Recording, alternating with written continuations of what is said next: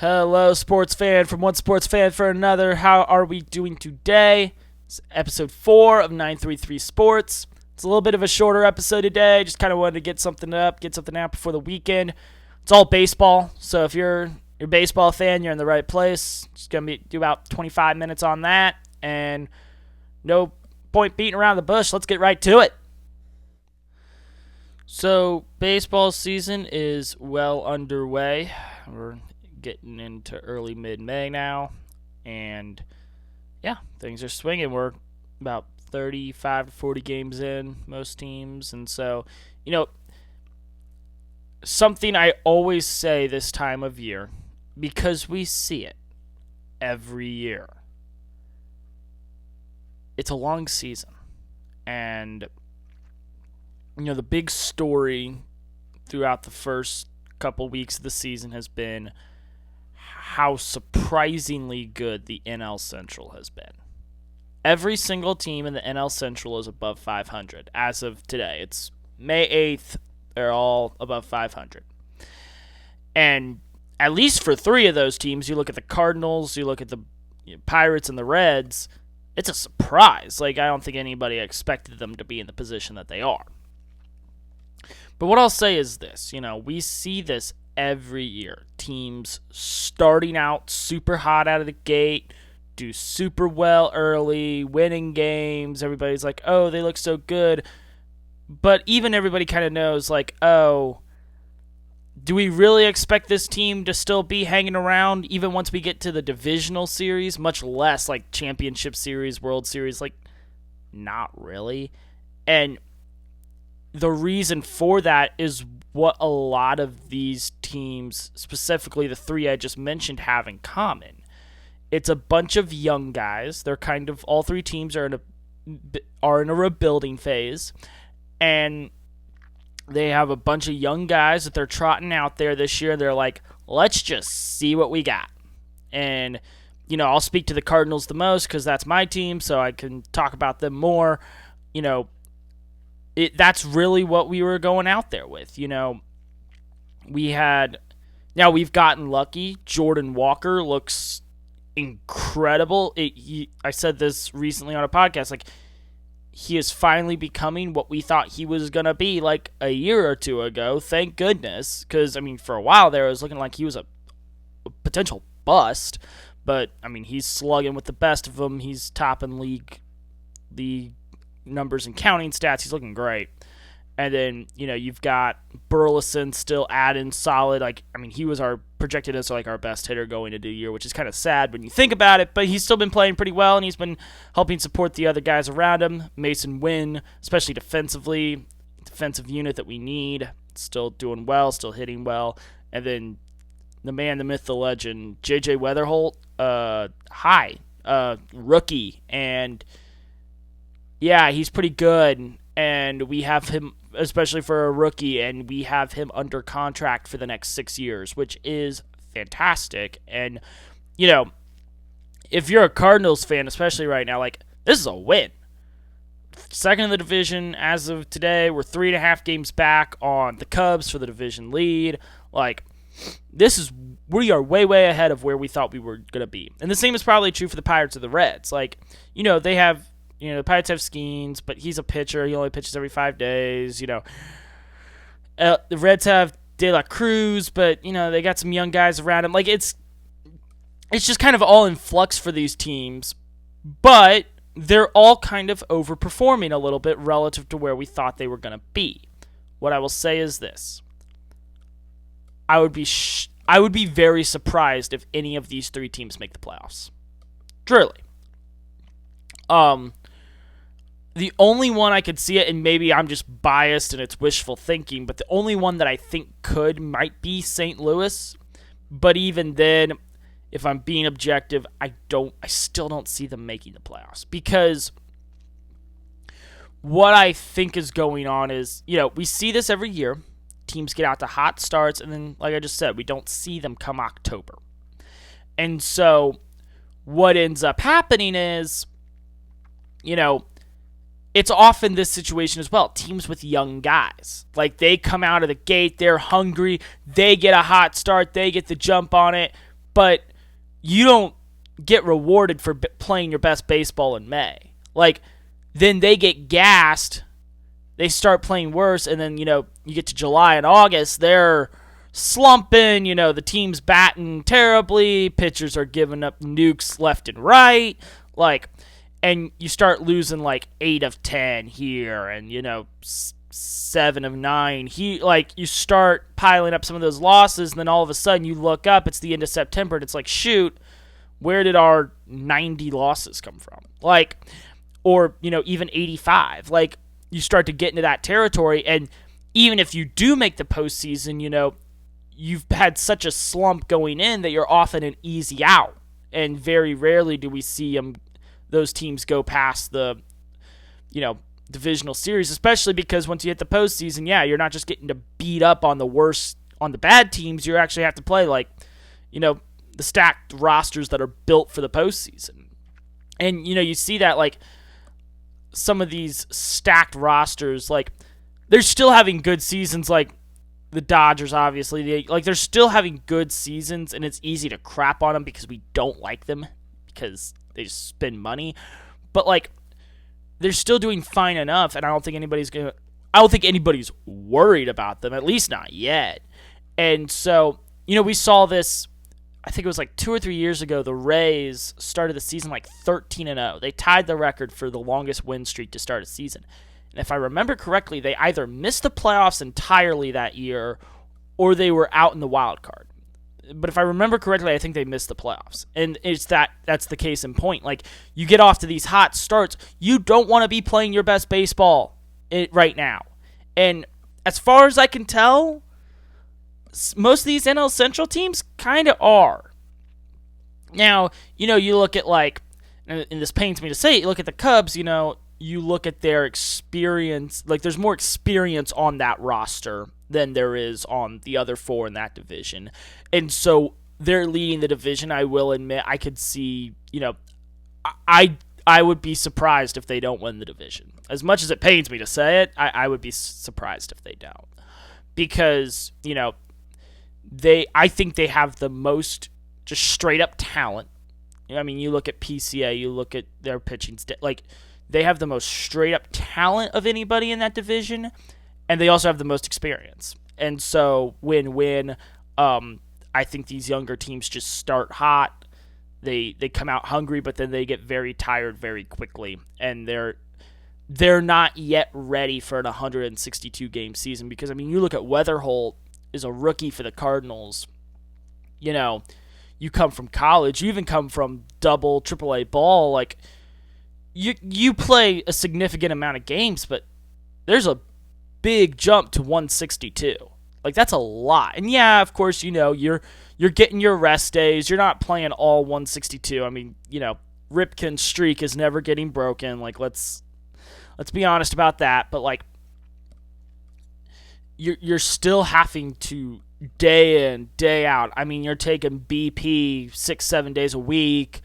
You're just field and ground balls, same regiment. It is a grind, and it's for months and months at a time, and you have to learn how to manage your body and manage the load of the season. I think a lot of these younger teams aren't prepared for that, and we see it every single year. We've seen it with the Pirates multiple times in the past couple years, starting hot.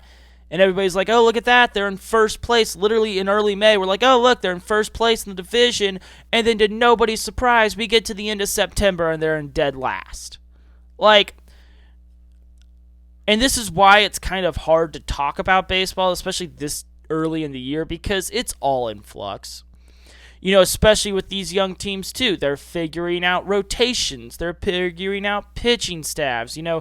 Some of these more experienced teams, look at the 2-time defending champs, they're being more conservative. They're being like, hey, maybe we'll rest this guy this extra day here so that he's ready for the grind later. They're willing to throw a game here, throw a game there. Now, don't get me wrong. As a Cardinals fan, I'm thrilled at how good this team looks right now. It is very encouraging because even though we look like, even though I don't expect us to keep this up for the rest of the season, it is still encouraging to know this is what these guys are capable of, and they could also be capable of more. Like, there is a future, there is a path here, and I think, like, in that regard, the season is already kind of a win because it's just like, okay, we're not completely screwed. We're not maybe stuck in baseball purgatory the way we have been the past, 3 to 5 years. I mean, you're looking at ever since, Albert came back for that one season and he and Yachty retired after that season. That was the last time we made the playoffs, and we got beat in the wild card at home by the Phillies. Now, of course, we've missed the postseason 3 straight seasons. In all 3 seasons, it's just been, we lose 85, 90 games. We're like, oh, we just need a couple moves on the margins to, win it like 5 to 10 more games to break into that playoff sphere. But then, they end up just being lateral moves, and we end up going nowhere. And we just kind of get stuck in baseball purgatory. We're basically the baseball equivalent of the Steelers, just especially given the way we're just riding off the goodwill of championships, which are, getting further and further in the rear view mirror. So it is, while encouraging, like, I don't want to be Mr. Negative about it, but temper it. It's May 8th. It's not, September 8th. And more to that point, I will say this as a Cardinals fan, it's also very encouraging because, we kind of tore the group apart in the offseason. Like, there was a core that we had that wasn't really going anywhere, and we kind of dumped all of them. We dumped Arenado to the Diamondbacks. We dumped Contreras to the Red Sox. Thank goodness we got rid of him. Sonny Gray, I believe we also sent him to the Red Sox. I can't remember 100%. And then Brendan Donovan we sent to Seattle. And what I will say is, Seattle, Boston, and Arizona at the time of this recording are all under 500. Cardinals are 7 games above 500. All 3 of those are below 500. It's just interesting because now, do I suspect it to stay that way? Not necessarily. Seattle's like 2 games below 500, and I think they've got enough talent on that roster. They're going to bounce back. I think, some guys are going to get hot, and if you ask Seattle, they're not panicking. And it goes back to what I said earlier, there's a lot of season left. There's a lot of months left. So I wouldn't get too concerned if I was them. But still, I do find it interesting that, we ship all these guys off and we think we're going to be the ones that are bad. But we're actually, so far, we are outperforming those teams. But this kind of gets back to a larger point about baseball. And, we kind of it's something that kind of has to be talked about. Like, how there might not be any baseball next year. I mean, they've already had talks about the new CBA. Obviously, a salary cap feels necessary because another thing, too, we start talking about, how these young teams look really solid, really cool. They're fun to watch, but they're going to flame out. But then we're like, oh, well, in a couple of years they'll be there. No, they won't. Because right now, as we currently sit, small market teams might as well be the big market teams' farm system. They're just going to buy them up because they've got the money and they can. And, it's a very tough situation because, those small market teams rely on these RSN deals that are, most of them are extinct and the rest of them are going to be gone very soon. Like, the regional sports network is dead. They're done. They're not making any money. And so you have to go off of how rich you are, the market that you're in, how much money's getting circulated. And so, it just makes it very obvious. Like, even as we currently sit right now, this goes back to what I was saying earlier, like how I don't expect some of these young teams to make the playoffs, and even if they do, they'll be an early exit. Like, going into the year, there's only really like 8 to 10 teams that were like, yeah, this team could actually contend for a World Series. And every year we're right. I mean, did anybody think the Dodgers weren't winning the title again last year? Like, granted, it went 7 games and it was pretty thrilling. The Blue Jays had a decent crack at it, but was anybody surprised to see Dave Roberts hoisting the trophy with the team surrounding him? No. And I think we're in a similar situation again this year. Like, Would I like to see somebody else win it? Absolutely. Do I think that's going to happen? If I'm a betting man, no. Like, and so, we need a salary cap. It's pretty obvious, but it's not as easy as just instituting that.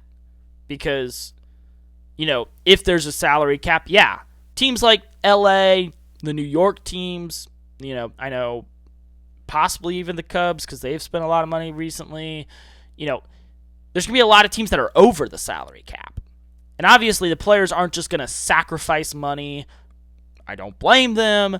They're not going to, there's a lot of intricacies that have to get worked out. And that's not something that you're just going to hash out in a couple of meetings over the winter. Like, it's a complicated situation. And so, and that's kind of what really sucks, when you're a fan of one of these teams, one of these young teams, it's really exciting is, you don't want that team to get bought out by you don't want them to get bought by large, big market teams and you steal all these players. I mean, everybody's already talking where Skeens is going to sign. I think he has an opt-out or some sort of free agency thing after this season, and it's like, yeah, why would he stay in Pittsburgh? Why would he sign some extension in Pittsburgh when, he can actually go, try and win a World Series, actually contend for championships?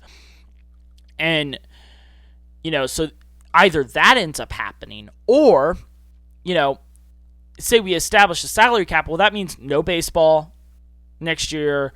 We don't get to see these guys grow. We don't get to see them improve. And then they're all just another year older. And so, how does that look with contracts? We have this guy under contract for this long. Everything is in flux right now. It definitely feels like the game of baseball is just kind of walking on thin ice. And what really sucks about that, too, is,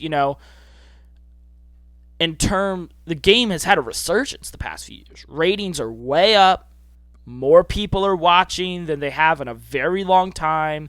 It's more popular. It's more talked about. I mean, we can hate on, because the thing is, yeah, we hate the Dodgers, and we hate the Yankees, and we hate X, Y, and Z teams.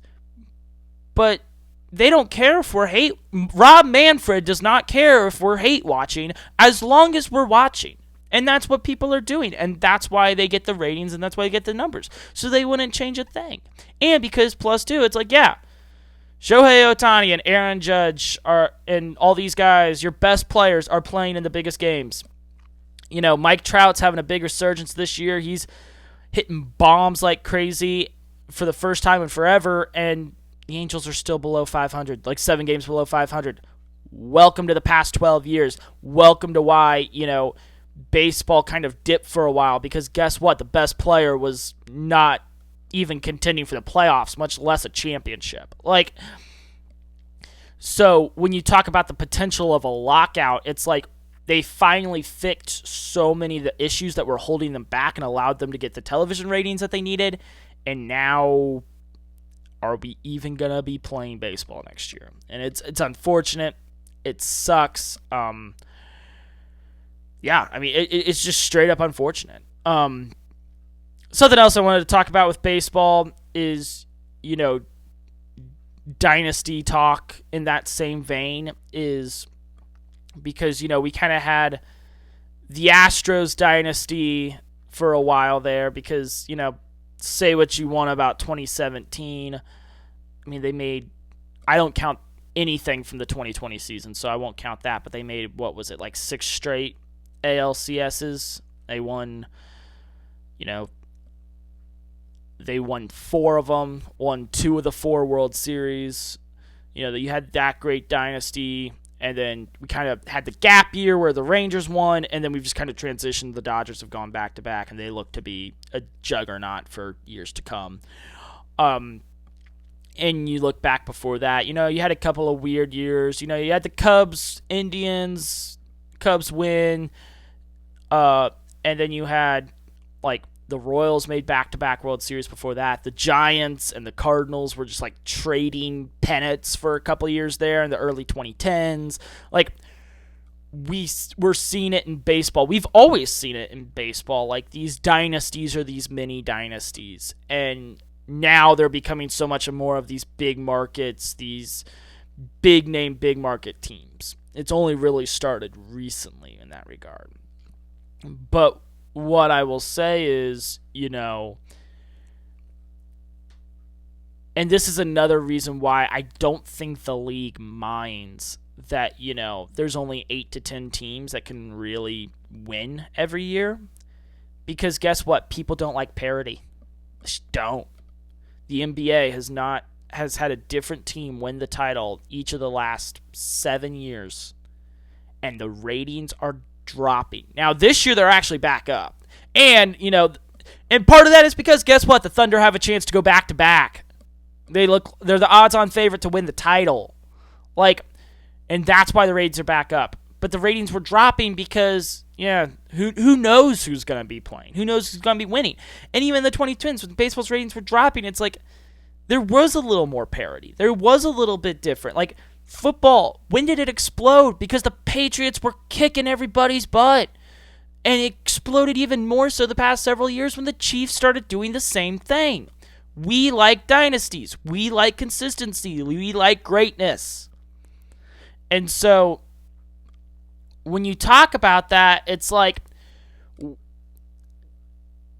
we can hate on them, and we hated the Patriots, we hated the Chiefs. They become the villain very quickly, the prevailing dynasty. The Astros were the villains for baseball. But guess what? It makes the game more popular. It gets more people watching because it's, hey, look, can they do it again? Because even if they don't, you get to be like, oh, yay, they didn't. And we get to celebrate that. And it's a story in of itself. But, when you have, look at the NBA. When you have the 8th seeded Heat, who went on this miracle run, are completely overmatched by Denver, who's another just different team to win the title. Or you want a baseball example, sticking with baseball, like the gap year that the Rangers had. Let's be honest here. Yes, it was the Rangers' first World Series. Also, nobody watched it if you look at the ratings, because guess what? It was a super random World Series. Neither team had made any significant playoff noise in the years prior or the 2 years since. Nobody cares when that happens. Yeah, if you're a fan of these teams, I live in the Dallas area. When the Rangers won the titles, it was a huge deal in this area. But if you're living in Colorado and you're a Rockies fan, do you really care that much? If you're living in Detroit and you're a Tigers fan, is it really that important to you? No. It's not. Let's be honest here.